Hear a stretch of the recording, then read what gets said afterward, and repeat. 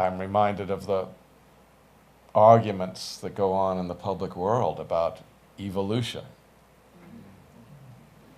Is it natural selection, or is there some creator God, and all this kind of amateur exchange?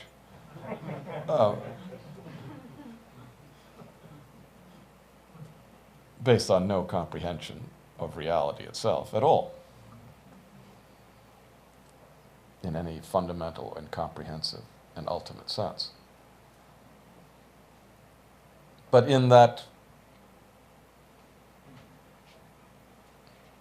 complexity of argumentation and all the fragments of thinking that go along with it, one of the arguments typically associated with Darwin is the idea of natural selection, that in the plane of the body, exchanges occur, and these produce changes in form based on a selectivity in the breeding process that selects for certain traits that are found to have survival value or whatever.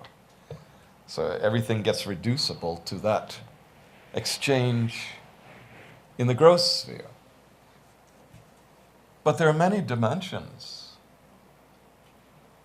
to living existence, even in the egoic form. So there is a mind dimension, a subtler dimension. And there are associations and exchanges there too. And they engage in their own habits and natural selectivity and so forth. And they have a controlling effect, a causative effect on the gross then too. And then deeper than that. So there are many levels, you see. There are even molecular and cellular levels from which governing patterns arise that have to do with anything that becomes or looks like natural selection at the body level. And most people have some familiarity with such ideas these days. The encoded DNA and all the rest, the codes within the cellular and molecular life that pattern form and doings and so forth. That form having been generated, exchanges take place between forms, and that makes more kinds of changes, you see. But you can't reduce it to what the bodies do. There's also the DNA doings, and how they affect what a body can even be to begin with, and is. And what did that molecular code level of things have to do with evolution? And what about all the other depth levels, you see? So if you want to just come up with a reductive theory for everything, you're like Evelyn and his balloon theory of everything, or his theme park theory about the nature of the universe, you see. And it's just fixed-mindedness and ego-based thinking, coming up with all kinds of absurd theories and ideas of reality and wanting to enforce them as truth in the world, including absurd religious ideas and all the rest. It's all a concoction evolving in this complexity of many levels. So yes, there is a what could be called causal or root level, just as there are extensions of that are also multi-layered, but there's another level could be called subtle, more in the domain of what you call mind. And then there's a gross level, more in the domain of what you call body. Many levels in the in-betweens too. And there's a root contraction, the sense of separate self. It has no other content but that. All contents arise on its base, and yet contents also develop through exchanges between apparent forms, gross or subtle or whatever. So the event of conditional existence is filled with complexity, and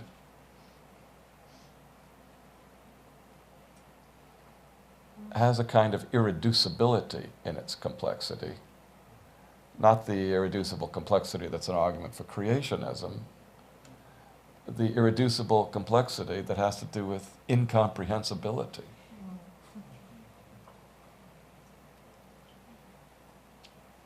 It is so complex, and all winds up in a matrix in which there can't be any comprehension anymore, because there's no division there, you see, that ultimately there is nothing to be said about it that accounts in conventional realism terms for what's going on as life, as human experience. In and of itself, it is beyond comprehension once you get to a certain point in the examination of it all. It comes to a point of absolute, undifferentiated happening, the click-clack machine.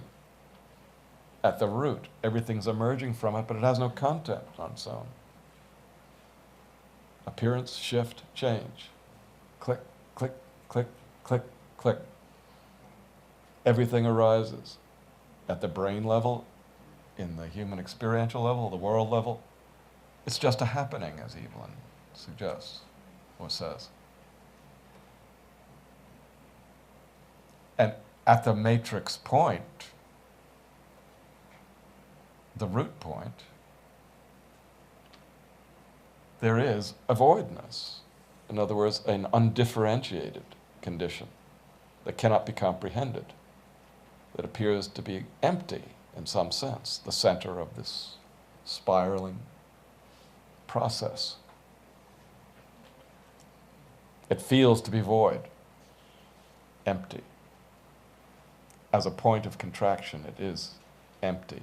It is knowable, experienceable as a kind of emptiness. Some even call it enlightenment.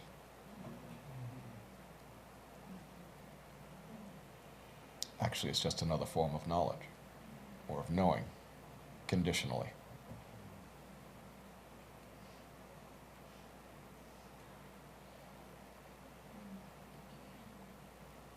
Beyond all of those layers of conditions, events in their various depths or relative superficiality,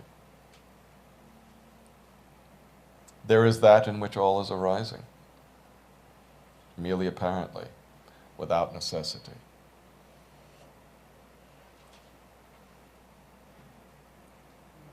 The conscious light, one and only, indivisible, indestructible. This must be realized.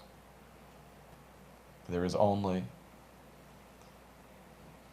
the true and very self condition, the conscious light. Consciousness itself, self-existing and self-radiant, inherently divine, inherently egoless. Not a creator God, but the very self, the truth, reality itself, than which there is no other. It is not itself a cause. All that appears to be a cause or an effect arises in it. It is not a doer.